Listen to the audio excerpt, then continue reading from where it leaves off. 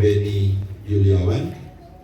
Kemudian dari keluarga Bapak Muji.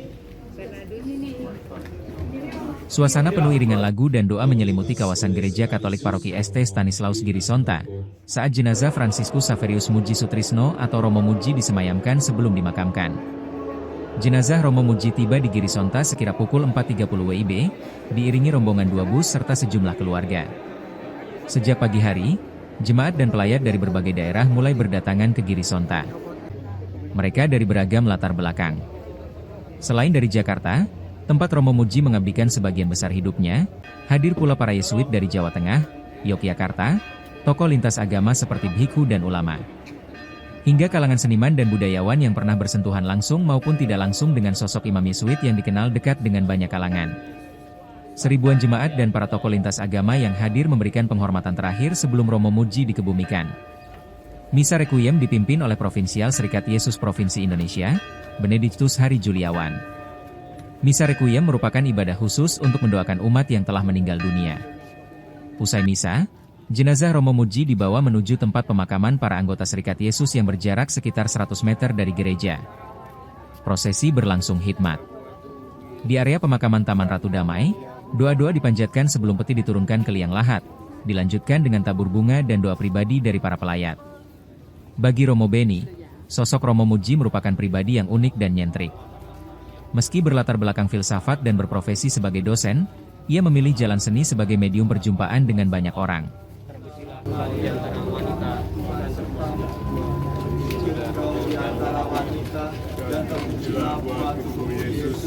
Santa Maria Bunda Allah, doakanlah kami yang berdosa ini, sekarang dan waktu kami mati. Amin.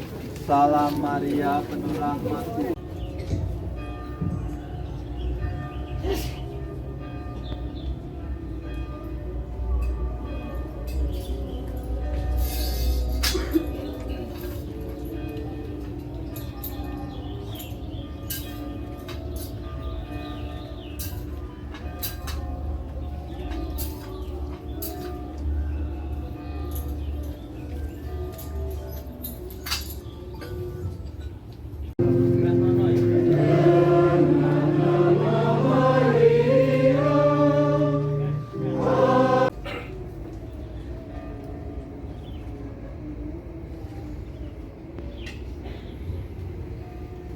Melalui pembaptisan, kita dipersatukan dengan wafat dan kebangkitan Kristus.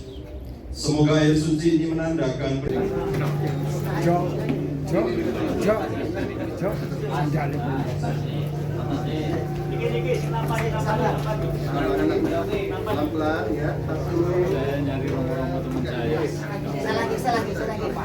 Ya, yang baru saja terjadi ini adalah Misa Requiem. Ini ibadah untuk mendoakan orang yang meninggal, pada dasarnya itu ya. Sama seperti yang sudah kita lakukan di Jakarta kemarin. Nah, karena Romo Muji ini orang yang bisa dikatakan tokoh masyarakat, maka kami memberi kesempatan tuh 3 kali ini supaya orang datang tidak berdesak-desakan. Jadi harapannya diadakan 3 kegiatan ini supaya orang bisa membagi diri, tidak satu kali datang semua, kan nanti terlalu ramai. Lalu sesudah ini Romo Muji jenazahnya akan dibawa dengan kereta yang warna hitam di sana tadi, lalu dibawa ke pemakaman. Tidak jauh, hanya 100 meter lah dari sini ya.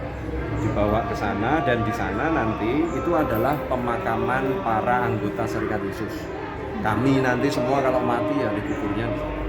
Jadi nanti Anda bisa melihat ada banyak makam para Yesuit di sana. Nah, Romo Muji akan menempati salah satu makam di sana, dan nanti setelah jenazah sampai di Taman Ratu Damai namanya tempat pemakaman itu, Romo Muji akan diletakkan di liang lahat, didoakan sebentar, lalu tabur bunga, kemudian ditutup,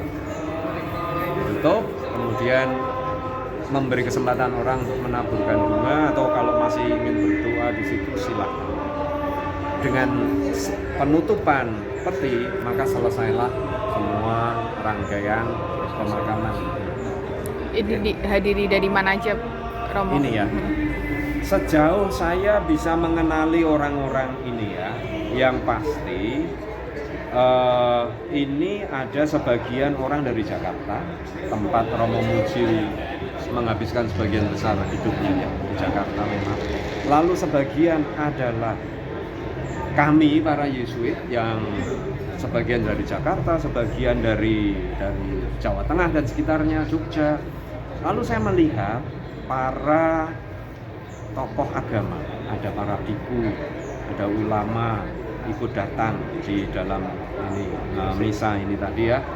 Lalu saya juga melihat beberapa orang seniman. Saya melihat Pak OHD, Ong Hao Jin, tadi ada di depan. Lalu mungkin di belakang itu ada beberapa, ada Romo Kirjito, ini juga seorang imam Katolik sekaligus seniman di daerah Muntilan sana ya, penggerak kesenian 5 gunung itu ada di sana. Itu yang bisa saya lihat dari depan tadi. Kalau Romo melihat sosok Romo Muji sendiri seperti apa? Romo Muji itu orang yang nyentrik ya, sebagai seorang seniman. Dia bukan Romo atau imam Katolik konvensional. Terutama karena satu, beliau ini secara ilmu kan sebenarnya filsafat. Dia dosen filsafat, tugas dasarnya. Tetapi dia ini tidak merasa cukup hanya dengan menjadi dosen. Dia merasa harus menjangkau banyak kalangan. Ilmu filsafat juga nggak cukup menurut dia. Maka dia menjadi seorang seniman dalam rangka untuk bisa menemui banyak orang itu ya, bahasa yang lebih universal, lebih mudah diakses daripada ilmu filsafat atau teologi. Itu keunikan pertama. Keunikan kedua, Romo Muji itu orang super ramah. Download Tribun X sekarang, menghadirkan lokal menjadi Indonesia.